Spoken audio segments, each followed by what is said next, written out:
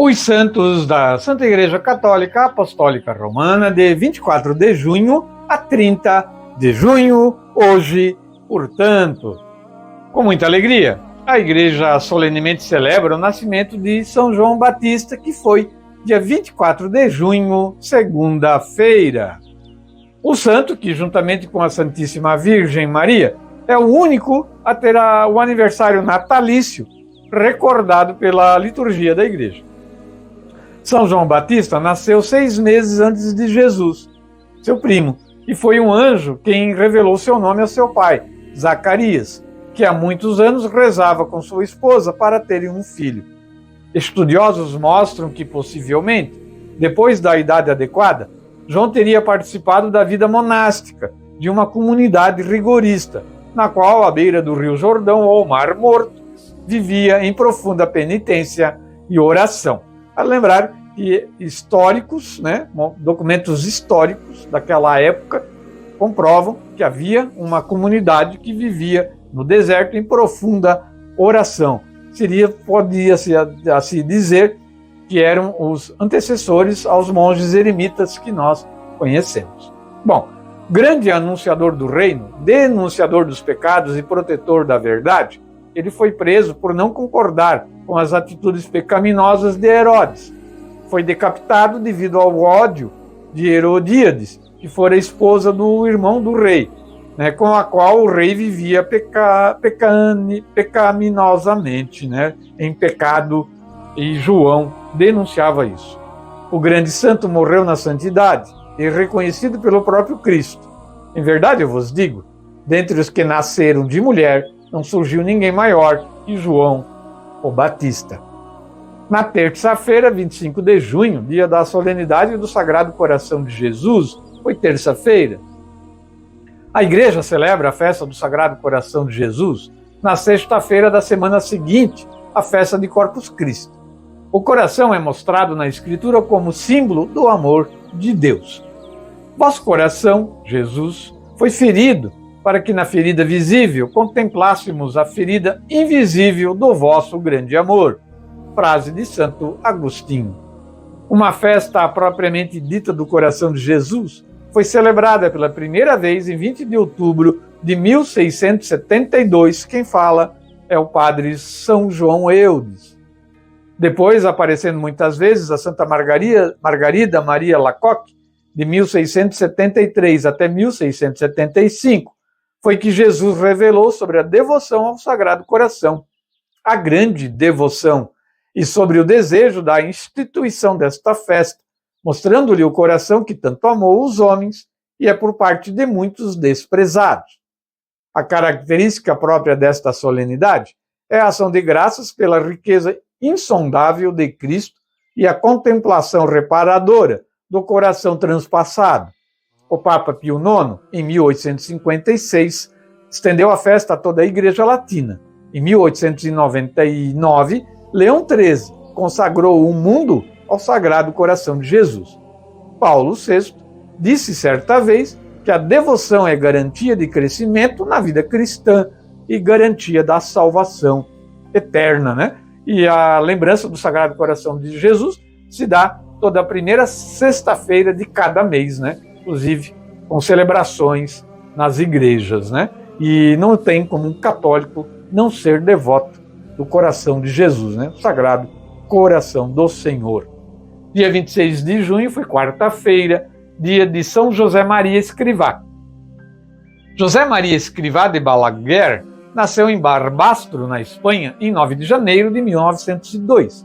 Depois de muitas perdas de familiares, em 28 de março de 1925, foi ordenado sacerdote por Monsenhor Miguel de los Santos Díaz Gomara, na igreja do Seminário de San Carlos, em Saragoça, e 2 dias depois celebrou sua primeira missa solene na Santa Capela da Basílica do Pilar, onde temos aí a primeira aparição de Nossa Senhora, Nossa Senhora do Pilar.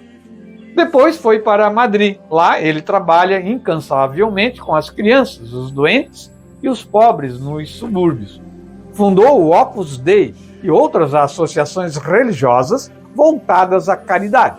Em 26 de junho de 1975, o beato José Maria morre no meio-dia na sua sala de trabalho, na sequência de uma paragem cardíaca, ao pé de um quadro de Nossa Senhora, para o qual dirige o seu último olhar. Quarta-feira, então, São José Maria Escrivá.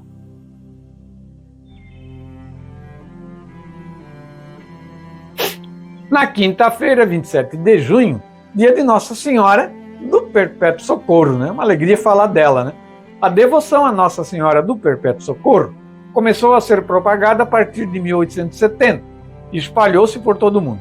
Trata-se de uma pintura do século XIII de estilo bizantino. Segundo a tradição, ela foi trazida de Creta, na Grécia, por um negociante que roubou a imagem de Nossa Senhora do Perpétuo Socorro no século XV. Sua intenção era vendê-la em Roma.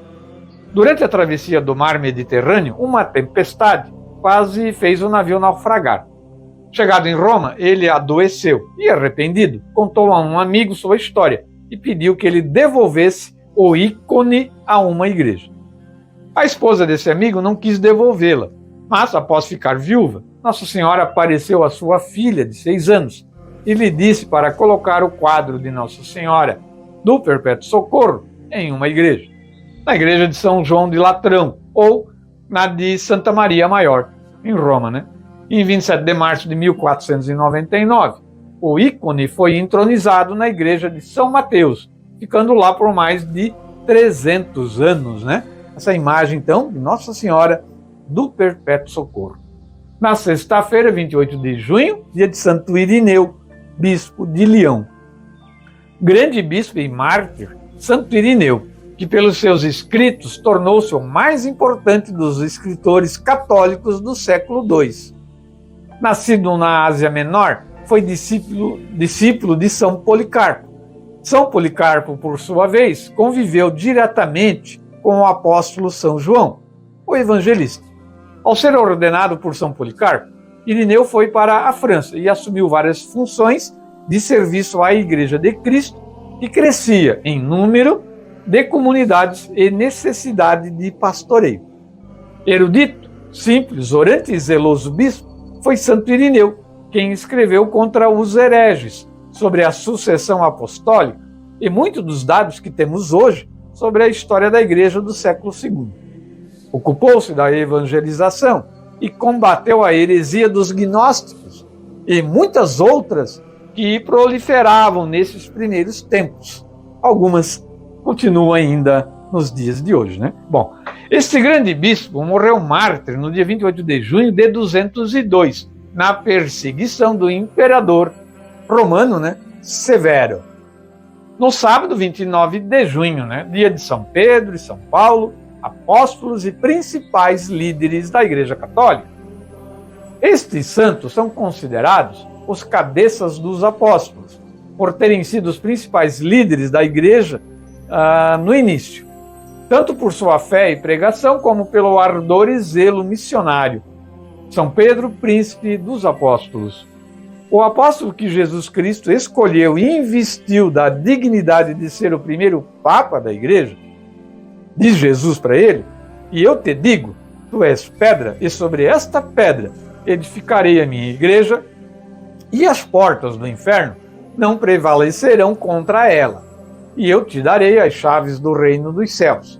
E tudo que ligares sobre a terra será ligado também nos céus. Crucificado de cabeça para baixo, a seu próprio pedido, por não se julgar digno de morrer como seu Senhor Jesus Cristo. Foi São Pedro, né? São Paulo. São Paulo converteu-se à fé cristã enquanto perseguia os católicos, né? Os primeiros católicos. No caminho de Damasco, quando o próprio Senhor ressuscitado lhe apareceu e o chamou para o apostolado. De perseguidor, passou a perseguido. Sofreu muito pela fé e foi coroado com o martírio, sofrendo morte por decapitação. Então, a diferença entre a morte de São Pedro, né, o martírio de São Pedro, e o martírio de São João, de São Paulo, não São João, desculpe, de São Paulo, né, não tem diferença maior do que 3 anos. Né? Eles morreram muito próximos, como também viveram evangelizando muito no mesmo tempo, né? Muito próximos também. E hoje, domingo, 30 de junho, dia dos protomártires da Igreja de Roma. Depois da solenidade universal dos apóstolos São Pedro e São Paulo, a liturgia nos apresenta a memória de outros cristãos que se tornaram os primeiros mártires da Igreja de Roma. Por isso, proto-mártires. No ano de 64, foi no período né, da morte de São Pedro e também de São Paulo, o imperador Nero pôs fogo em Roma e acusou os cristãos. Naquela época, a comunidade cristã era vítima de preconceitos, era tida como seita e inimiga, pois não adoravam o imperador. Qualquer coisa que acontecia de negativo, os cristãos eram acusados na hora. Por isso, foram acusados de terem posto fogo em Roma, e a partir daí, no ano de 64, começaram a ser perseguidos. Os escritos históricos em Roma narram que os cristãos eram lançados nas arenas para servirem de espetáculo ao povo junto às feras, cobertos de piches, como tochas humanas, e muitos outros atos atrozes. E a resposta era sempre o perdão e a misericórdia.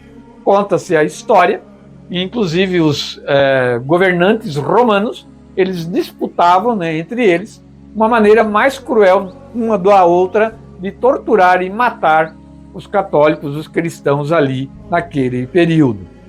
O testemunho dos mártires da nossa igreja nos recorda o que é essencial para a vida, para o católico, para sermos felizes em Deus, principalmente nos momentos mais difíceis que todos nós temos.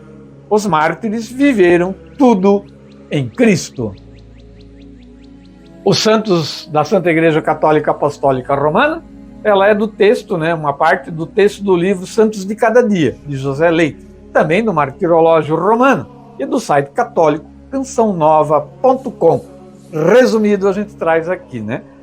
Vamos encerrar o quadro de hoje ouvindo a música do Salmo, desta liturgia deste domingo, Salmo 33.